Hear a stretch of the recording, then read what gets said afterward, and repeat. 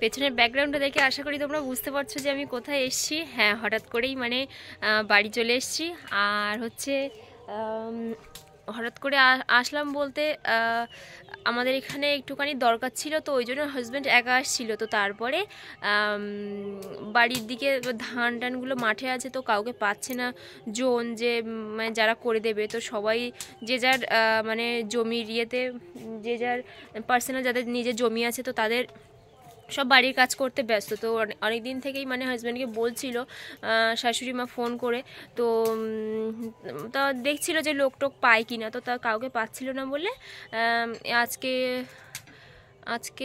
আজকে শনিবার, তো রবিবার এরকম দেখে মানে আসার কথা হচ্ছিল। তো তো ওই জন্য হঠাৎ করেই মানে বাড়ি চলে এসেছি। আর হাজব্যান্ড একাই আসছিল বললাম।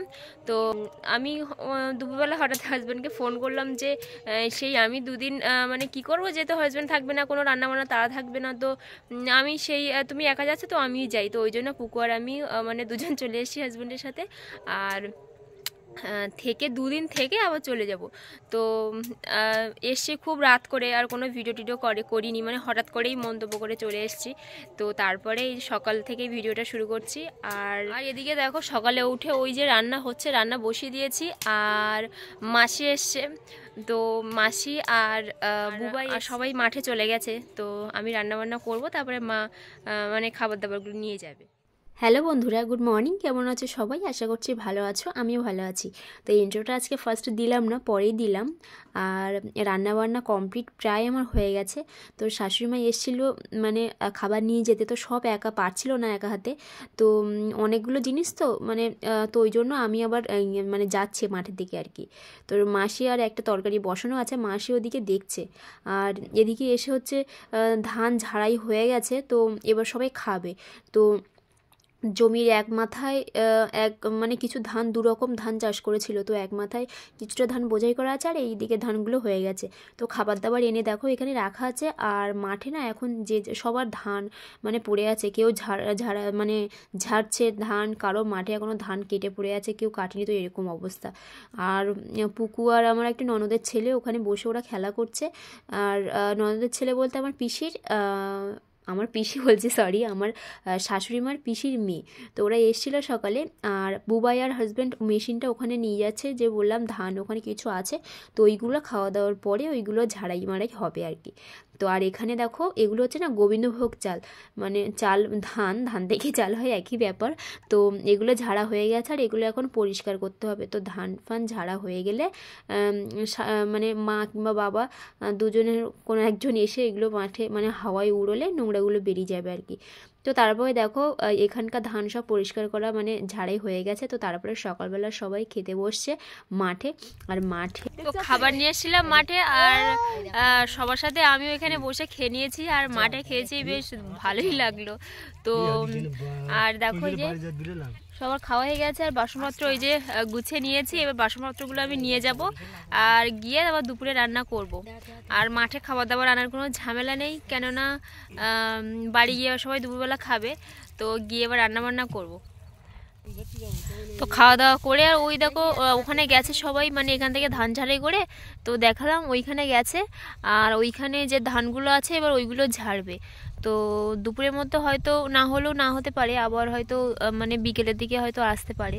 তো দেখা যাক কতদূর কি হয়, যদি না হয় তারপরে বিকেলের দিকে আসবে। খাওয়া দাওয়া করে মাঠের দিকে এসেছিলাম একটু রিলস বানাতে, আর এখন বাড়ি যাচ্ছি। হ্যাঁ না না, কেন তো দেখা কি। তো মাঠে কটা বানালাম, আর বাড়ি গিয়েও কটা বানাবো। তো চলো দেখতে থাকো। আর ধান এখনো পুরো ঝাড়াই হয়নি, বলছিলাম যে ধান ঝাড়াই করছে, তো কতদূর কি হয়, কিন্তু দুপুরবেলা হয়নি, তো ওই জন্য এখনো হচ্ছে। তো ধান এবার মানে ঝাড়া হয়ে গেছে, বয়ে বয়ে এবার সব বাড়ি নিয়ে আসছে। আর ওই যে টগরি পুকুকে নিয়ে আসছে। তো সন্ধে হয়ে গেছে আর ধানগুলো দেখো বয়ে বয়ে সব এখানে, এই নেটেরগুলো হচ্ছে গোবিন্দভোগ আর ওই পাশেরটা হচ্ছে আরেকটা কী ধান দিয়েছিল আমার ঠিক খেয়াল আসছে না। তো দু রকমের ধান বাড়ির সব বয়ে এনে রেখেছে। আর কালকে হচ্ছে যে বড় বস্তা, গোলার মতো যে বস্তা হয়, তো ওই বস্তার মধ্যে দুটো ধান ভাগ ভাগ করে রেখে দেবে। তো এখন আপাতত রাত্রেবেলা সন্ধে হয়ে গেছে, তো আপাতত এখন এখানে মানে আছে, রেখেছে আর কি। আর এখানে হচ্ছে পুকু আর বাবা রেডি হয়েছে দেখো, মানে বাবা বলছে পুকুকে নিয়ে দোকানে যাবে, মানে চল রাধারানী দোকান থেকে ঘুরে আসি, খাবার খেয়ে আসি। তো বাবা ওকে রাধারানী বলে ডাকে। তো আর আমি বলছিলাম যে টাকা কেন হাতে নিয়েছো, তো বলছে, আমার সাথে বলছিল না দাদাই আমাকে দিয়েছে, তো এরকমই করছিল। তো তারপরে মাও যাবে ওই জন্য দাঁড়িয়েছিল, তো তারপরে মা যায়নি। তো ওরা দুজন এখন যাবে। তো তারপরে ভাবলাম যে আমিও যাই, সন্ধ্যাবেলা বসে বসে আমি কি করবো, একটুখানি ঘুরেও আসি রাস্তা থেকে। তো ওই জন্য ওদের সাথে আবার আমিও গেছিলাম। তো খাবার খেতে যাবে বলে আনন্দ করছে ওখানে দাঁড়িয়ে দাঁড়িয়ে। আর দুপুরবেলা মাঠে, মানে দুপুরবেলা না, সকালে যে মাঠে ভাত মানে খেয়েছিলাম না, তো মানে ভাবছিলাম যে বাড়ি থেকে রান্না বান্না করে নিয়ে মাঠে গেলে খেলে, মানে খারাপ হোক তরকারিটা, খারাপ হোক, কিন্তু ভালো লাগে খেতে মাঠে। বেশ একদিন খেলাম তো মানে ভালোই লাগলো আর কি। তো তারপরে দেখো দোকান থেকে এসে রাত্রের রান্নাবান্না পরে হবে। তো এখন একটুখানি এই যে পাস্তা হচ্ছে, মটরশুঁটি ছিল ফ্রিজে, তো মটরশুঁটি পেঁয়াজ লঙ্কা দিয়ে এমনি প্লেন করব পাস্তা, একটু গোলমরিচের গুঁড়ো দিয়ে হালকা মিষ্টি মিষ্টি করে। তো পাস্তা হচ্ছে, পাস্তাটা সেদ্ধ করে নিয়েছি। তো এটা এখন সন্ধ্যাবেলা টিফিন হবে। তো আবার রাত্রেবেলা দেখি কি রান্না করা যায়। তো চলো আজকের মতো ভিডিওটা এখানেই শেষ করছি। দেখা হবে একটা নতুন ভিডিওর সঙ্গে। তো ততক্ষণ তোমরা সবাই সুস্থ থেকো, ভালো থেকো। তো আজকের ভিডিওতে যদি কিছু ভালো লেগে থাকে তাহলে অবশ্যই লাইক কমেন্ট শেয়ার করো, আর আমার পাশে থাকার জন্য প্লিজ প্লিজ চ্যানেলটাকে সাবস্ক্রাইব করে দিও। তো আজকের মতো সবাইকে গুড নাইট।